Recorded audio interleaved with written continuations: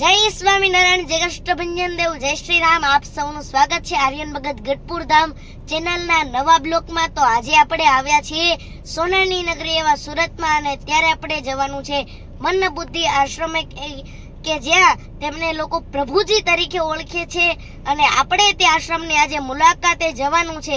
તો ચાલો આપણે જઈએ આશ્રમની મુલાકાતે, અને જોડાઈ રહેજો આપણા બ્લોગની સાથે. અને સારો લાગ્યો હોય તો લાઈક, શેર અને સબસ્ક્રાઇબ કરવાનું ભૂલતા નહીં, અને કેવો લાગ્યો હોય કોમેન્ટમાં પણ જરૂર બતાવજો. જય સ્વામિનારાયણ, જય કષ્ટભંજન દેવ, જય શ્રી રામ. ચાલો જઈએ આપણે આશ્રમે. કેનાલ રોડ, અને અત્યારે અમે જઈ રહ્યા છીએ આશ્રમે.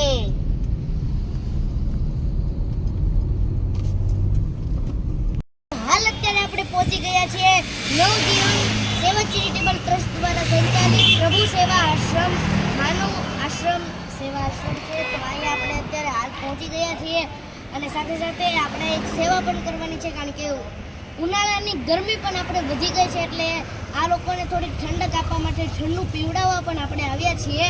તો ચાલો આપણે જઈએ અંદર, અને પ્રભુજી સાથે આપણે મુલાકાત પણ લઈએ, અને એમને ઠંડકનો આનંદ માણીએ.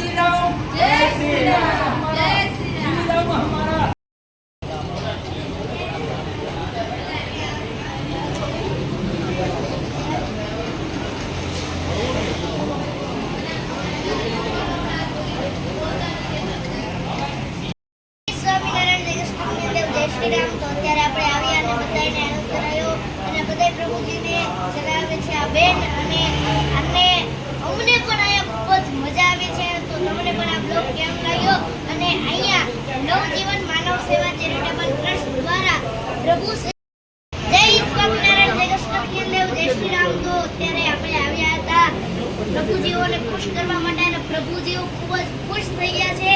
અને આ આશ્રમ છે નવજીવન માનવ સેવા ચેરિટેબલ ટ્રસ્ટ દ્વારા સંચાલિત પ્રભુ સેવા માનવ સેવા આશ્રમ છે. અને ઘણા બધા પ્રભુજીઓને સેવા આપવામાં આવે છે. જે લોકોને કઈ સેવા નથી મળતી એ લોકો અહીંયા રહે છે, વૃદ્ધો રહે છે, બધાને અહીંયા સેવા પણ મળે છે. અને આજે અમે આવ્યા હતા કારણ કે ગરમી ખૂબ જ પડે છે અત્યારે, એટલે એ લોકોને થોડીક ઠંડક મળે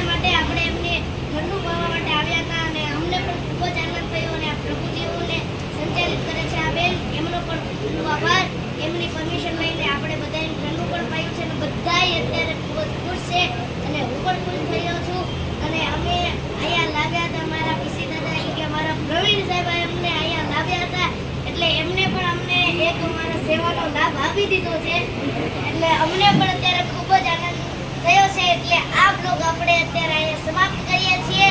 તમને આ બ્લોગ કેવો લાગ્યો તો કોમેન્ટમાં જરૂર બતાવજો. જય સ્વામિનારાયણ, જય કૃષ્ણ, જય શ્રી રામ.